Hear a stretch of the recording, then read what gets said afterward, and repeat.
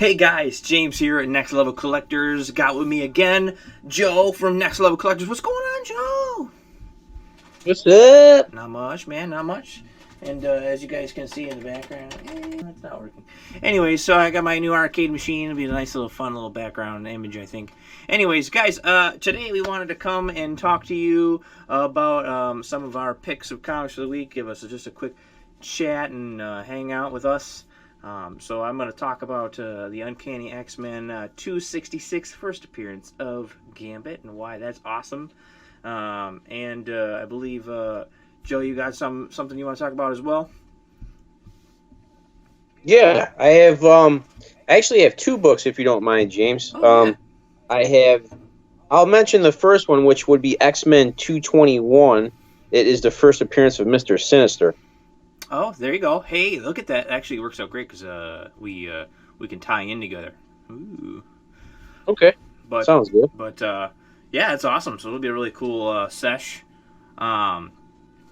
So, anyways, guys, without further ado, I do want to just quickly mention that we do apologize. There's been a little bit of lull in some content, and for that, I do apologize. We've been very busy. We've had a lot going on, Next Level Collectors wise and lifestyle wise.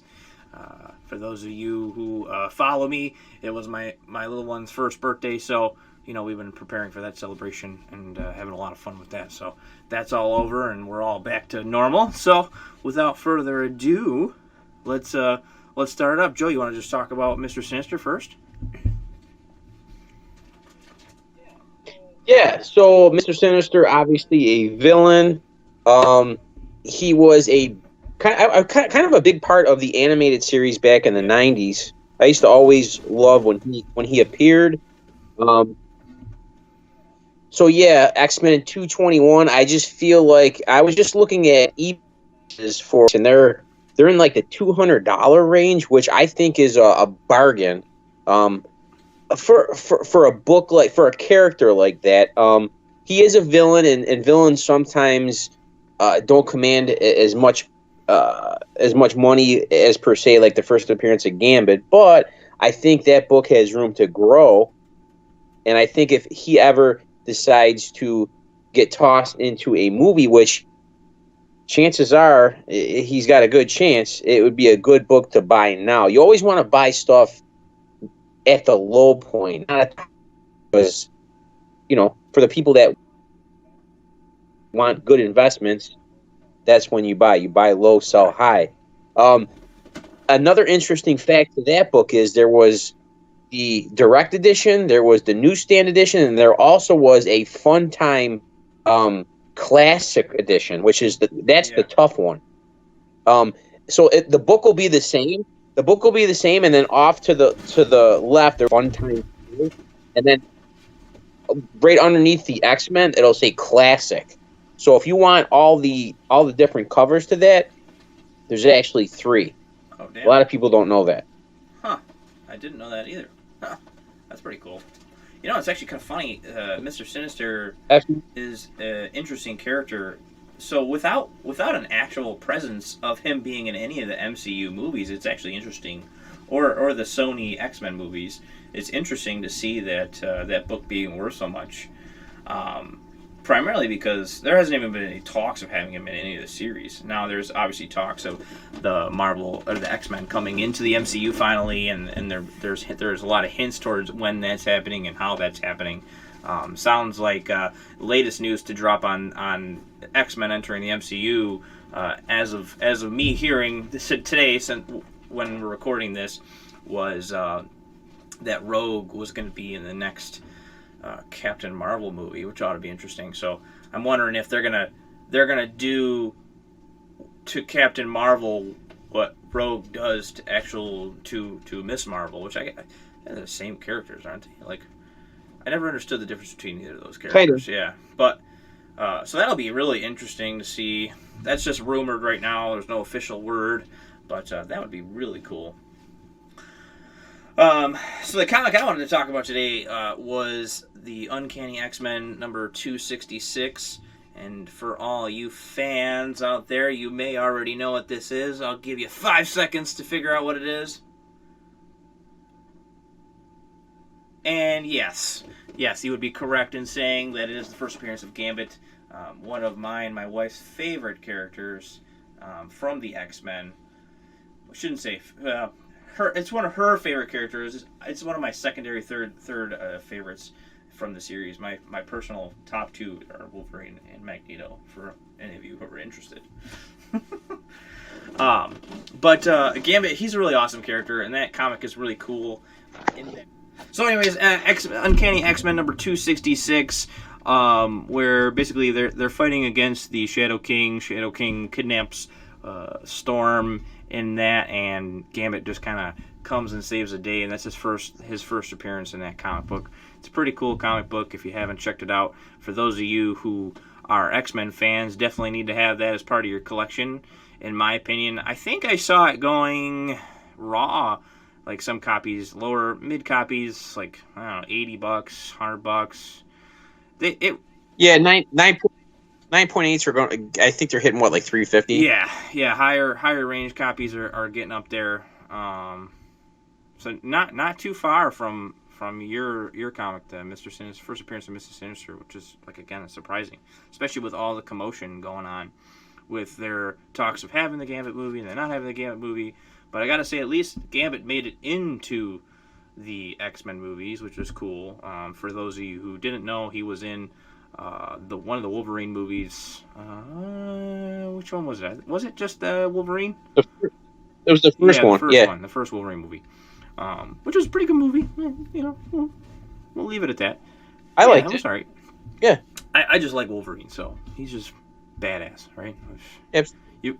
It's gonna be interesting to see how they continue the legacy of Wolverine, but we'll leave that to see what happens, right? Yes, but that comic was really good. A really good buy. If you can get it, even at a 6.5, like ungraded, you know, give it or take average, probably cost you about $80 to $150, give or take, and then you know, get it cleaned up and stuff. It'll probably be worth your while to do so.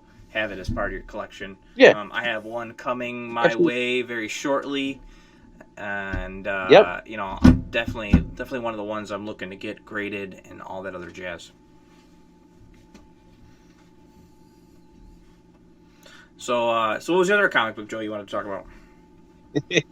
So I think I'm sticking with the villains, which I typically don't, but I think that Spider-Man 238, the first appearance of Hobgoblin, I think has legs. Definitely. There was, now a lot of people will ask if that. It's funny, both comics that I have, there's like a comic, almost like a variation, which I'm a big. I love variations. I love second, third, fourth printings. I like being that oddball. I don't know why. I just love stuff that's rare and odd. That book had come with a set of tattoos in the back. So a lot of people will ask if the lakeside tattoos are still attached in the back of the book. So I think that book is a special book, not only just because of how popular the Hobgoblin is becoming with all the Marvel Legends and all the Build-A-Figures. Like, he's definitely out there and people are aware of him, which is good for investments. You gotta be able to see that a character all over the place pop up in order for it to grow in popularity. And that's what's happening with that one. Not to mention, it's in that Amazing Spider-Man series. So people love going after that whole run. They just to me, besides Detective Comics, Batman, and probably X-Men, the Amazing Spider-Man series, that whole run, those three runs are just, people love them. You can't go wrong with the original. I mean, you're just you really can't. So I think that's my third pick, and that's the one I'm sticking with. So if you have X, I would invest in it. Why not? Yeah, absolutely.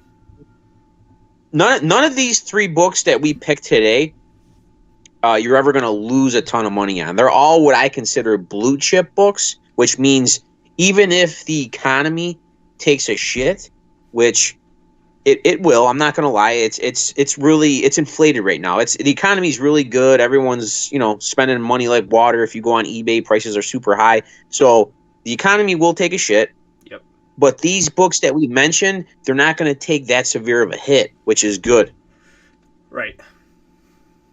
Yeah, for sure. I agree 100%. They're pretty much guaranteed investment books. So for those of you who are looking to invest, hop on it. If you're just looking to get yourself a good collection, these are obviously ones that they're must-haves, right? Like, there's no going around with that.